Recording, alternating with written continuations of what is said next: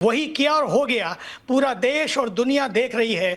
आज दिवाली केवल हम ही नहीं बल्कि पूरी दुनिया मना रही है। ये आज वही अयोध्या है जिसकी कभी सूनी सड़कें, गंदी गलियां, राह नहीं हारते हाट और कोई तो आए कहीं से, ये प्रतीक्षा रहती थी। आज वो प्रतीक्षा पूर्ण हुई है और इसलिए हुई है कि आज सनातन का एक योद्धा, सनातन का वो एक योद्धा जो पूरे विश्व में सनातन की पहचान को केवल एक जगह नहीं पूरे विश्व में, आप देखिए केवल अयोध्या में नहीं, अयोध्या से लेकर आबू धाबी तक। आप सोचिए तो सही, एक मुस्लिम देश कोई सोच सकता है? ये केवल इसलिए संभव हुआ, हमारे देश के पास ऐसे ऊर्जावान प्रधानमंत्री जी हैं।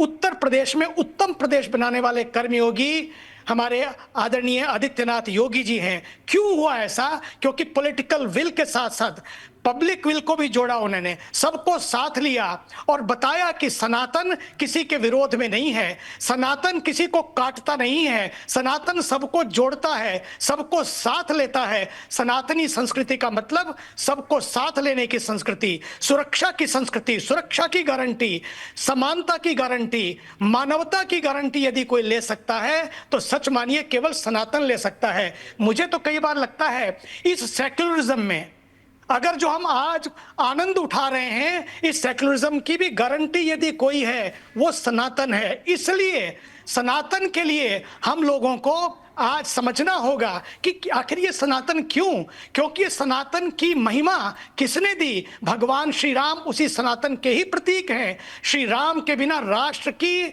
कल्पना भी असंभव है। महत्वपूर्ण बातों का जिक्र आप कर रहे हैं स्वामी चिदानंद सरस्वती जी, लेकिन जिस तरीके से अयोध्या का आपने यहाँ पर जिक्र किया, कल हमने देखा तो वहां पर ऐसा लग रहा था जैसे मानो हम कलयुग नहीं बल्कि त्रेता युग में हो। अयोध्या की दीपावली इतनी खास लग रही थी 500 सालों बाद। लंबा इंतजार कल पूरा हुआ। साथ ही महाराज जी एक और बात का जिक्र, कुछ लोग ऐसे हैं जो बार बार ये कह रहे हैं कि पटाखे नहीं फोड़ने, इससे पर्यावरण प्रदूषित होगा। वहीं पर यह कहा जा रहा है कि सनातन विरोधी ये कौन है, इनको जवाब देना है। दूसरे त्योहारों को लेकर इनको नहीं लगता है कि वहां पर हिंसा हो रही है या प्रदूषण खराब हो रहा है? पहली बात तो यह है, इस बार की दिवाली विशिष्ट इसलिए भी है, यह विश्व रिकॉर्ड क्यों बन रहा है? जब भगवान श्री राम पधारे थे उस समय अयोध्या की दिवाली हुई थी और आज तो पूरे भारत की दिवाली है, क्योंकि केवल 14 वर्षों का नहीं बल्कि 500 वर्षों का वनवास भोगकर भगवान श्री राम जब अपने घर में विराजमान हुए हैं तो पूरा भारत ही नहीं पूरा विश्व भी दिवाली मना रहा है। रही बात उन लोगों की जो टीका टिप्पणियां कर रहे हैं, मैं कहना चाहता हूं उन लोगों से भी, देखिए ये जितनी टीका टिप्पणियां की जा रही हैं ये सारा संकट सोच का है। और सोच जब बदलती है तो सितारे बदलते हैं, नजर जब बदलती है तो नजारे बदलते हैं। आज इनको अपनी नजरों को बदलने की जरूरत है, इसको दृष्टि को बदलने की जरूरत है, आज अपनी ऐनक को बदलने की जरूरत है, अपने एंगल को बदलने की जरूरत है। ये जो नैरेटिव बनाए जा रहे हैं ये नेगेटिविटी के नैरेटिव हैं, ये देश को कहीं निर्माण के रास्ते पर नहीं ले जा पाएंगे। इसलिए इनको अपनी आंखों को बदलना होगा। ये वही लोग हैं जो कहते रहे कभी राम भी काल्पनिक हैं, राम है ही नहीं, राम सेतु था ही नहीं। देखिए जब कोई भी हिंदू त्योहार होते हैं इसे लेकर सवाल उठाए जाते हैं और यही अपने आप में एक बड़ा सवाल है कि आखिर दिक्कत क्यों होती है हिंदू त्योहारों से। लेकिन स्वामी चिदानंद जी एक सवाल ये भी होगा, क्योंकि आज दीपावली की पूजा भी होनी है, ऐसे में शुभ मुहूर्त भी हम आपसे जानना चाहेंगे कि पूजा का शुभ मुहूर्त क्या है और क्या विधि विधान आज होना चाहिए माँ लक्ष्मी की पूजा के लिए, जिससे माँ लक्ष्मी की कृपा सदैव बनी रहे। देखिए सबसे पहले तो आज जब हम लोग दिवाली का पूजन करें, पहली बात तो ये ध्यान रखें और दिए जलाएं तो दिए मिट्टी के जलाएं, और मिट्टी के दिए जब जलाएं तो वो मिट्टी के दिए उन गरीबों से खरीदें जिन गरीबों ने इतनी प्रतीक्षा करके हम सब के लिए वो दिए मिट्टी के लिए बनाए हैं। अगर हम नहीं उन दियों को खरीदेंगे तो कौन खरीदेगा? इसलिए मुझे पहली बात तो ये कहनी है कि दिवाली दियों वाली हो। आई बात इसका मुहूर्त कौन सा है? इसका मुहूर्त है शाम को 5:36 से 8:11 बजे के बीच में।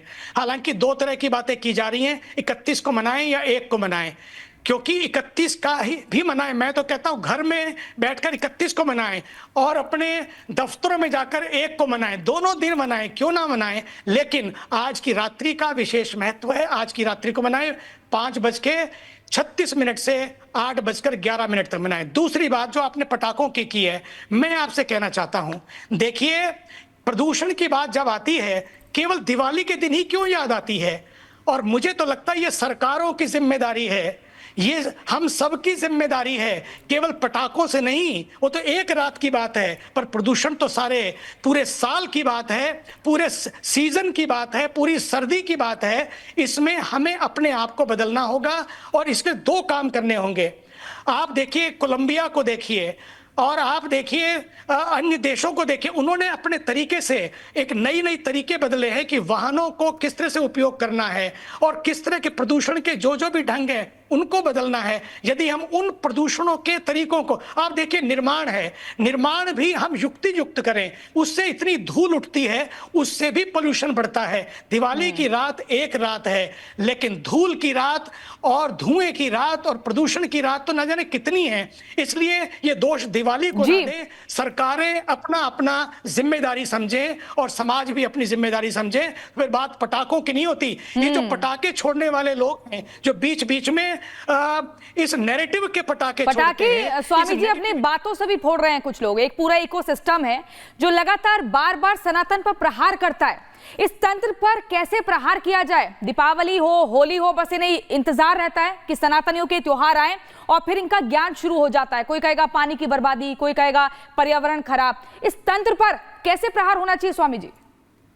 इसका एक ही तरीका है, मुझे लगता है जैसे मैंने कहा सारा संकट सोच का है। आज हमें, क्योंकि सनातन किसी से बदला नहीं लेता है, सनातन बदलाव लाता है हमेशा, और सनातन बदलाव लाता है विचारों में। आप वस्त्र पहनिए अपनी मर्जी से, नो प्रॉब्लम, क्योंकि भारत कभी एक रूपता की बात नहीं करता।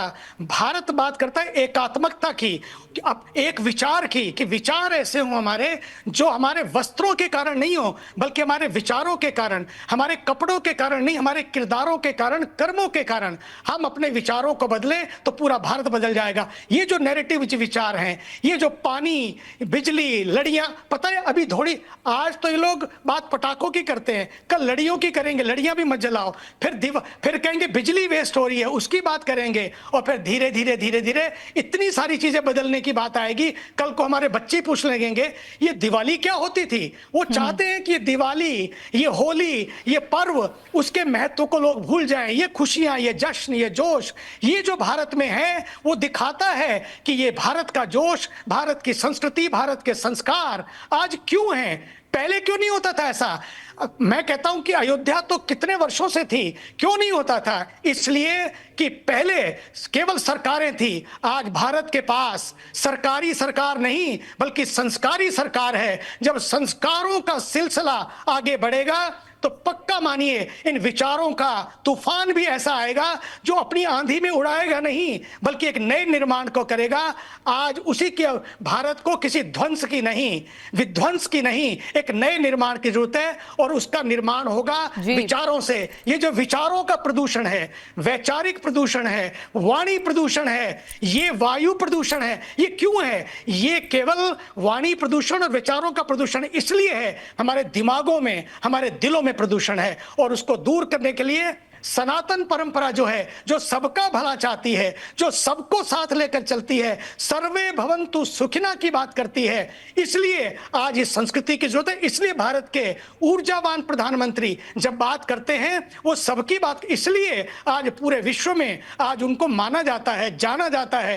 कहीं भी जाते हैं तो उनका वो सम्मान होता है। मैं तो 45 साल पहले अमेरिका चला गया था, वहां तब से लेकर आज तक मैं देख रहा हूं किसी राष्ट्राध्यक्ष का ऐसा सम्मान नहीं होता है जो भारत के प्रधानमंत्री जी का होता है। आखिर क्यों होता है? इसी सनातनी विचारधारा के कारण। लेकिन वो सनातनी विचारधारा किसी के ऊपर थोपते नहीं है, और यही सनातनी विचारधारा है कि सबको साथ लेकर चलना है। यही तो भगवान राम ने किया, इसलिए तो आज दिवाली है। भगवान राम जब जंगल में गए, वनवास में गए, आप सोचिए तो सही, उन्होंने अपने अयोध्या से या जनकपुर से सेना को नहीं बुलाया लड़ने के लिए, उन्होंने उस अधर्म से लड़ने के लिए, उन नेगेटिव नैरेटिव से लड़ने के लिए पता है किसका साथ लिया? सबका साथ किसका लिया? उन्होंने घोल कोल को, भील को, किरात को और बंदरों को, रीछों को अपना सलाहकार बनाया, अपना सहयोगी बनाया, जिनको हम आज की भाषा में आदिवासी कहते हैं, वनवासी कहते हैं, गिरिवासी कहते हैं, जिनको हम लोग दलित कहते हैं। आपको मालूम है ये जो बात करते हैं कि सनातन इनको नहीं पूछता, उनको नहीं पूछता, ये जाति पाति की दीवारें खड़ी करते हैं। सच तो मानिए, उन्हीं दलितों को, उन्हीं आदिवासियों को, उन्हीं वनवासियों को भगवान ने अपना सहयोगी बनाया और सबसे ज्यादा सम्मान उनको दिया। यहां तक जब भगवान राम सम्मान देते हैं, वो कहते हैं मुझे तो अपने भाई भरत से भी ज्यादा, लक्ष्मण से भी ज्यादा, पता कौन प्रिय है? लक्ष्मण से भी ज्यादा प्रिय है कौन? हनुमान जी। आप सोचिए तो सही, वही हनुमान जी।